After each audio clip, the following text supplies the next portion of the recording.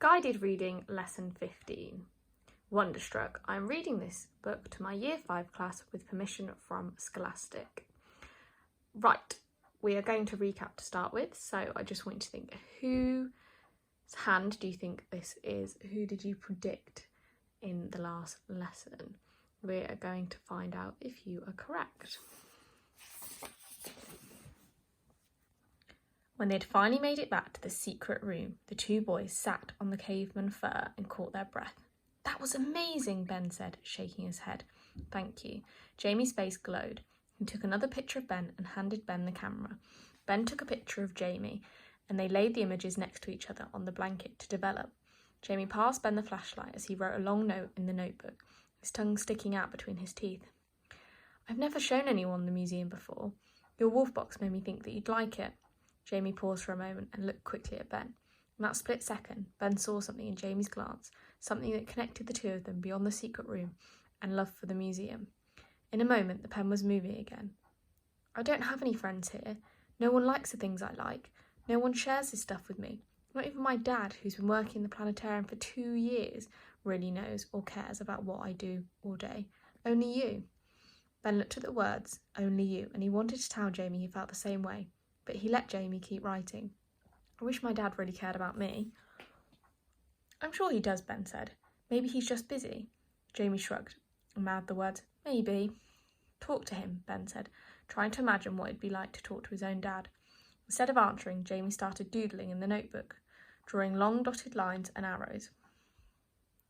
Ben traced his finger along the lines and Jamie laughed. "Sorry, sometimes when I'm thinking or when I'm bored, I make up games for myself. I like to draw maps." When he reads this, Ben said, "I know, and you follow people around the museum too." Jamie smiled. "I like having a place that's my own to organise my photographs and listen to music." Ben nodded. "My mum and I like listening to music together while we were reading. She was a librarian." "Was? What does she do now?" Ben tried to speak, but the words wouldn't come. He took the notebook and pen and wrote about his mum, the car accident, and living at his cousin's house. "Oh," Jamie mouthed. When he was finished reading what Ben had written, I'm sorry." Ben didn't answer. "Where's your dad?" Jamie wrote. Ben shrugged. "Are your parents divorced too?"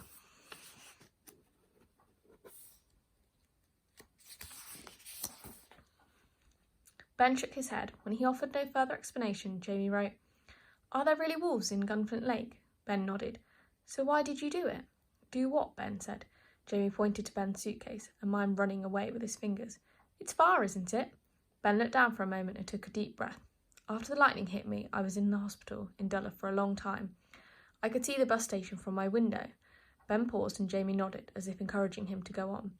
"My cousin Janet owed me a favour. When she came to visit, I asked if she could bring me a book I liked and a necklace of my mum's. I also asked for clean clothes, my museum box, and money from my mum's rainy day fund so I could buy some food in the vending machines. On her next visit, she bought everything in a suitcase." "Did she know you were going to—" And Jamie made his fingers run again. "I don't think so. She wouldn't have brought all the stuff she did. That night I changed into my own clothes, snuck out of the hospital and went to the bus station. I was halfway to New York before I realised I should have left a note for my family." "But you still haven't said why you—" And Jamie made the running motion with his fingers. Ben paused for a minute, then said, "I wanted to find my father. He lives in New York." "I thought he did." Ben could tell from Jamie's expression that he needed to explain more. "I've never met my dad. My mum never talked about him. When I was in the hospital, I asked my aunt if she knew anything, but she didn't. I'd found my dad's address and my mum's things after she died. I thought she might have been planning this trip for me. I felt like I had to come. It's strange thinking about it now. It was almost as if something came over me. One minute I had the idea to find my father, and the next minute I was on a bus to New York."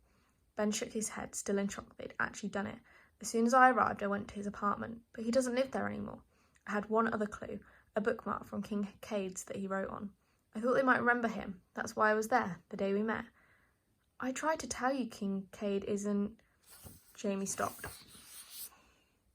writing, and he held the pen in midair. Ben looked from Jamie to the pen, then to the paper, unsure why Jamie was pausing. At last, the pen connected with the paper again, and he finished the sentence. "Isn't open anymore." "I could see that. I didn't know you were deaf then," Jamie wrote. The two boys sat for a while, looking around the secret room. It was as if they were both waiting for something to happen, but neither of them knew what it was. I wish I could stay here longer, but my aunt is probably worried sick. I have to go back to Gunflint Lake. Jamie shook his head. First you have to practice signing. Ben smiled as he made an OK sign. Jamie showed Ben the letters again, and they spelt each other's names. They practiced spelling different words, and after a while Ben was able to sign most of the alphabet. Jamie paused and picked up the notebook. My mum's coming to visit tomorrow, so I'll be away. I have to go home, Jamie. You said you'd ask your dad to help me. Jamie looked at Ben as if he was trying to figure out something. He finally wrote, I'm worried my dad will go mad at me. Why? You helped me, isn't that a good thing? Jamie reached into his pocket and gave Ben his set of keys. Stay and explore a little longer, and we'll figure out what to do. Just be careful. Leave the door open for me. I'll see you in 2 days. Ben wrote down a number on a page in the notebook, which he handed back to Jamie. Will you call my aunt and uncle for me then? Tell them I'm okay and that they can come get me at the museum. Jamie ripped out the piece of paper and said sure. He reached into his bag and pulled out some sandwiches and apples for Ben, and he pressed the notebook and pen into Ben's hand. For you. Thanks. Please don't forget to call. So we are back to Rose's story, and a hand is grabbing her arm.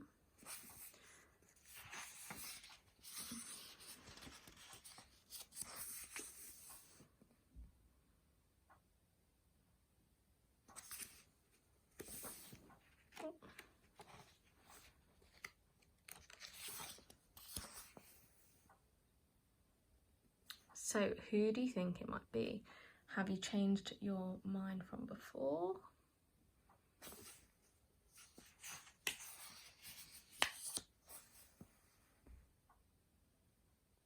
How do you think Rose is feeling in this moment?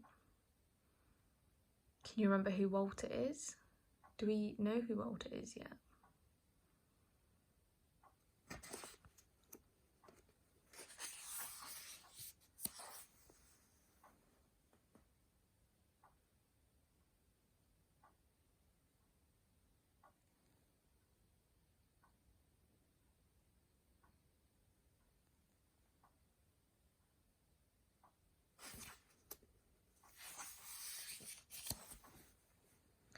The next morning, Ben headed to the wolf diorama.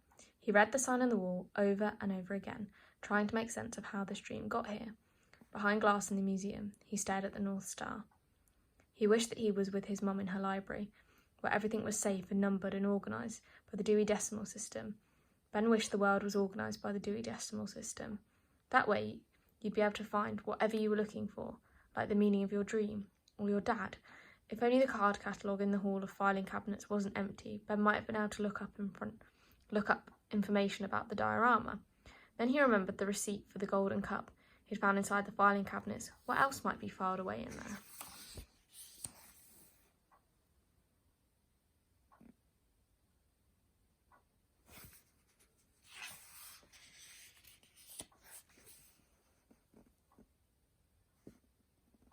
Where do you think that they might be going?